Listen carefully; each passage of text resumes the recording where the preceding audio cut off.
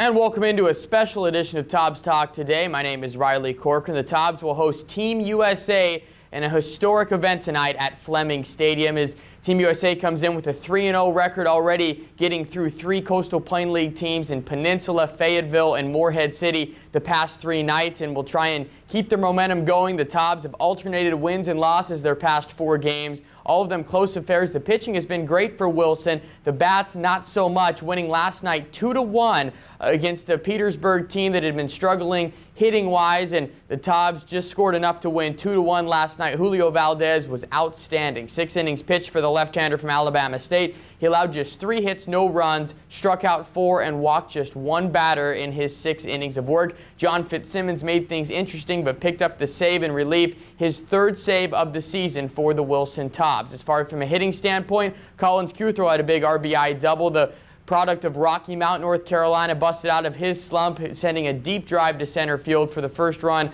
of the game for the Tobs. Then Kevin Carr followed up with a well-executed hit and run for a sacrifice fly to get the Tobs' 2nd run across, and it was the pitching all from there. The Tobs now 12-10 and taking a break from Coastal Plain League action tonight to host Team USA, who has some phenomenal players coming in, of course. And again, getting the start, Mangden on the mound for Texas A&M. He went 8-4 with a 2.1 ERA this year for the Aggies. On the mound for the Wilson Tobs will be Matt Bournes, a 6'8" right-hander from Eastern Illinois. Will try and counteract what Mangden can do on the mound, and Trent Thornton will also take the mound from University of North Carolina tonight for Team USA. Again, it'll be a truly special event. We have a great episode of Tobs Talk coming up for you. Coach Austin Love will talk about last night's game as well as the special event tonight against Team USA. The Tobs' best hitter, Ridge Gonsolin, leads the team in 6 offensive categories. He's in the top 5 in the CPL in numerous categories as well. He'll join me, and Matt Micah and I will break down tonight's game against Team USA. That's all coming up next. This is Tobs Talk on Greenlight. Riley Corcoran back here with Coach Austin Love. The team wins 2-1 last night, making it interesting in the 9th inning, but there were a lot of bright spots, and again, the pitching was at the forefront, Coach, and Julio Valdez picks up his first collegiate win because he did not pick up a win at Alabama State this year. Let's talk about his performance first. I thought he was very impressive with his control because that's something that he struggled with his first couple of starts. You know, I think his start last night pretty much resembled his start at High Point Thomasville. Right. You know, and in his first couple starts, he had a little bit of command issues at Fayetteville.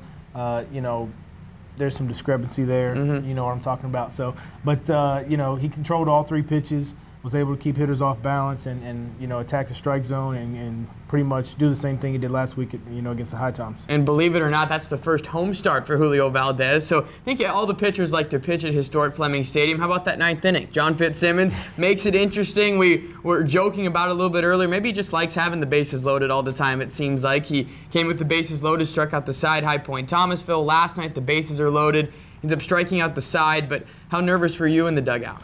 The coaching staff, we joked that none of our wins are easy. No. I think we've had one easy win a couple weeks ago.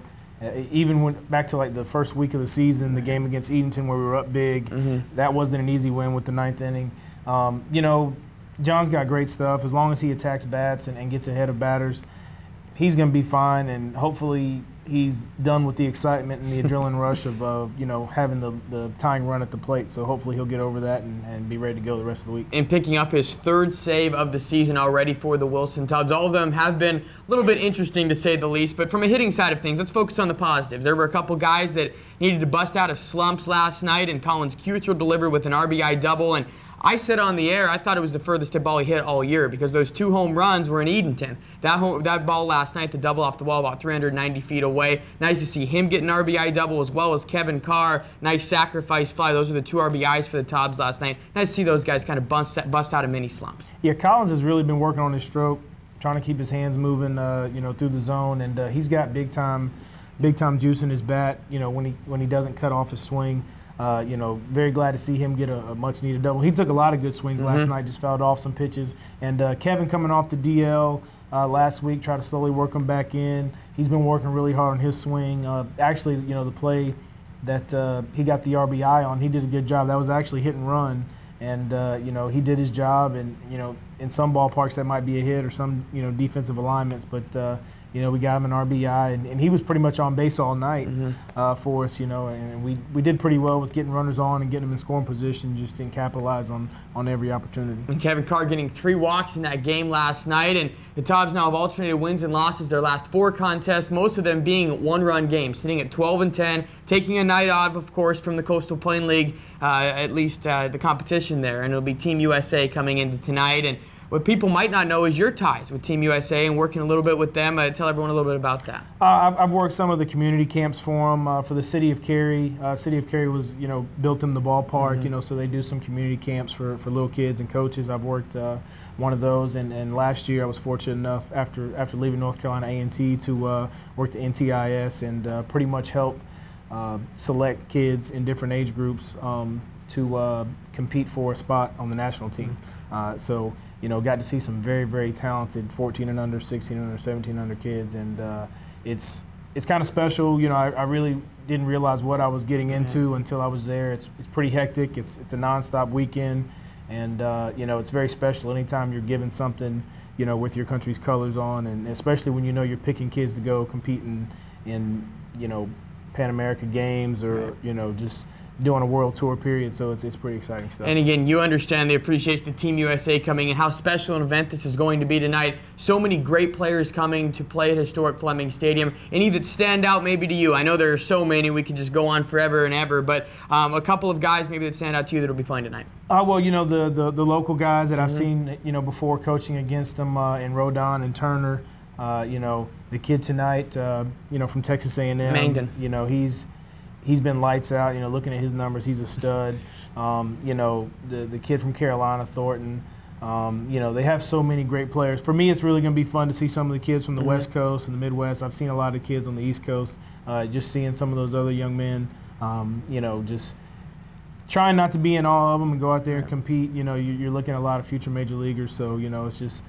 But our guys are going to do well too. We're pretty tough, and we're confident we're going to give them a run for their money. Team USA well represented, as you could probably expect. Guys from Cal Poly, UC Irvine, Arizona State, Cal State Fullerton, to name a few. The team's approach tonight, because you can go twofold with this. Of course, they're probably going to be a little nervous, but at the same time, nothing to lose. I mean, not expected, I guess, to beat USA or whatever the first off. But what's the team's approach going into tonight? Just like any other night, you know.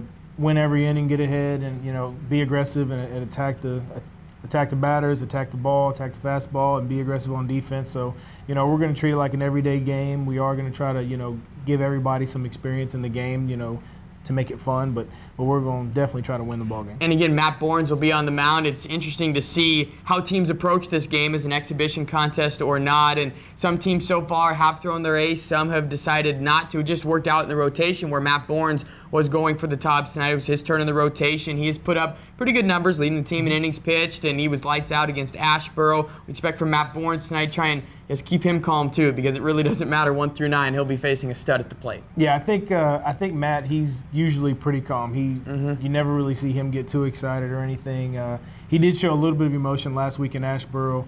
You know, after a mound visit, he really came back and you know, fired some balls in there to get a couple strikeouts late in the game. But he's going to do his thing. I don't think he's going to be in awe of the batters. You know, it's just another opportunity for him to showcase his ability and you know, let people know he deserves to be here as well. Certainly getting to showcase his ability on the biggest stage. A 6'8" right-hander from Eastern Illinois gets the start against Team USA tonight. We'll take a timeout and talk with Ridge Gonsolin coming up next. This is Tobs Talk on Greenlight. Riley Corcoran back here with Ridge Gonsolin, the true offensive standout so far this year for the Wilson Tobs. And Ridge, there's been so many things we can talk about to start off, but your hot start coming in, I love your preparation coming into this, but what was your approach, I guess, coming in the first 2 weeks of the season to try and just make your presence known? I just knew I was coming in against some Division I talent, and I knew I had to, I don't know, put my name out there and just work hard, play hard, and just do what I always do and what my dad taught me to do when I was little, and just go out there and just play with a big heart and just have fun. And that's something, too, that you can tell watching Ridge play the game. And we can get into so many stats. We'll just start first off a .359 batting average, something I know that you're proud of. You hit .333 this year in school ball, but transitioning to this kind of level. You played at NAIA school during the college season, and then all of a sudden playing against Division I talent, like you said, to burst onto the scene, hitting .359. How much of a difference really is it from the pitching that you've seen this year in summer ball compared to what you saw in school ball? Well, this pitch I just consistently see really, really good pitching. Even people coming out the bullpen, they're 90, 91, and I don't see that on a daily basis in NAIA. So I'm basically just seeing the same pitching over and over again, and I like hard throwing pitchers. I like hard throwing people, and 90, 91 is 92 is that's what I like, and I hit that well. So. Yeah, and has been doing that so far with a couple home runs as well, Ridge Gonson. That home run that you hit, I think that crazy game against Petersburg was phenomenal, to say the least. But a switch hitter, and that's something, too, you have to adjust, hitting 91, 92 from the left side and the right side. What I thought was interesting, you kind of have two different swings, like you said. I mean, kind of different maybe approaches at the plate. Just tell everyone a little bit about that, being a switch hitter, how that maybe affects your game plan. Well, my left-handed swing is built for more power, and my dominant hand's on the bottom, so I tend to pull balls a lot more, and I just take that approach. I don't try to miss my pitch. I hit it hard, and on the right side, I have a little bit more contact, a little bit more top hand, so I tend to contact balls a little bit more and try to drive them up the middle, try to drive them in the gaps, and I just take different approaches, and I work differently at practice with them. And a true leadoff hitter for the Tobs. I know Coach Love absolutely loves your approach at the plate, coming in as the leadoff guy. And maybe you've batted in different spots throughout the course of your college career, but what's different about batting in that leadoff spot? Maybe that first at bat trying to see pitches for everyone else, or what's a different approach batting leadoff compared to everywhere else? I stick with my same approach. I stay aggressive. And if that first pitch is there, the first pitch of the game, I'm going to hit it. I'm going to swing at it. And I think it's the prettiest pitch of the game. So, I mean, why not hit it? 100% of the time, I know what's coming, so I'm going to swing. And again, 6 offensive categories that Ridge is in the top 5 in the Coastal Plain League right now. Doubles, runs scored, slugging percentage, name a few. Also hit by pitch. You're second in the league, getting plunked 7 times. Most recently, the lower part of your leg. They have to ask, how healthy are you? And I mean, it has to be frustrating getting hit in almost the same spot the last couple of games. Well, probably for about 2 years, I've never been 100% going into any game. So, I mean, I'm used to playing with injuries. I'm used to playing hurt, and I don't mind that. It sometimes allows me to take my mind off the game a little bit and just, I don't know, just kind of relax me, you know. So I don't mind playing with injuries. It doesn't bother me. 7 hit by pitches this year. And for people that maybe don't know about how you came to be here with the Wilson Tobs, last summer was very impressive for you with what you did in Lethbridge, Alberta. Well-traveled. I knew that we kind of had that connection. We played in the same stadium there in Lethbridge, Alberta, in Canada, of course. But your summer last year was great, hitting with wood bats, hitting over 400, naming co-MVP of the league up there. Just talk about your experience last year in Canada. It was a great experience. The people in Canada, they love their baseball, and they come out and they support us a whole lot. And Canada was fun. We saw some pretty good pitching, not nearly as good as the CPL, but it was fun. The ball travels very well in Canada. That thin air and the wind blows, and I just had a blast with it. A little bit different than the muggy humidity here in North Carolina, to say the least. But you've been a part of some very successful teams in your past. In your sophomore year, I believe in 2012, part of a team that went to the NAIA World Series, won 56 games. What was that experience like? Just maybe teaching you how to win even more, or having that mindset that no one is going to beat us today. It has to be a great experience. But talk about that season a little bit. It was an unbelievable season. Our team we were a band of brothers, really. I mean, we went to war every day, and we knew we had each other's back. And I would die for any of those men still today. And it was just a great experience, and I'm going to remember that for the rest of my life. And it just taught me a lot about winning, about being a great teammate, and that's what I strive to be even on this team, just the best teammate I can be to these guys. And since I'm the oldest on the team, I tend to try to be a leader, try to teach these guys. I've been a lot of places, I've played a lot of baseball, and so they can learn a lot from me, and I'm going to teach them a lot. Certainly leading by example on and off the field is Ridge Gonson right now. And for you, the light at the end of the tunnel, you're going into your senior year next year at LSU Shreveport, a Louisiana native. And I know you still have a lot of baseball left in you. What is next for you to try and continue to play on professionally and work that much harder to, I guess, put up good numbers this year and next year to maybe get drafted next year? Maybe so. I mean, who knows? Only God knows where my life takes me from here on out. But I plan on playing baseball for a long time, and I'm going to work my butt off to do so. I'm going have a good season next year. And if I don't get drafted in no way, I'll go a dependent ball, maybe hopefully sign a free agent contract. And I'm just going to work my way up. I mean, I'm probably going to have to take the long road, but I don't mind it. I mean, I have a lot of life to live, so I got enough time to work afterwards, but right now it's all about baseball. Ridge Gonsolin, truly a class act and a player to watch for the rest of the season, leading the Tobs in almost every offensive category as of now. We'll talk with Matt Micah breaking up this Team USA game next. This is Tobs Talk on Greenlight. Riley Corcoran and Matt Micah back with you. The Tobs getting set to take on Team USA. Before we talk about the game tonight, though, Matt, time to go back and look at the 2-1 win last night. It had plenty of dramatic moments back and forth for Wilson, and a great start, first off, from Julio Valdez. He went 6 innings, 3 hits, no runs allowed, lowered that ERA under 3, very impressive, but I know that he was very elated afterwards. He picked up his first college win because he did not get one this year at Alabama State. What a performance by Julio. I was talking to him earlier in the year, and he was kind of frustrated that he didn't get, his first win earlier in the year, and he was kind of frustrated, and he was just dying for that first win.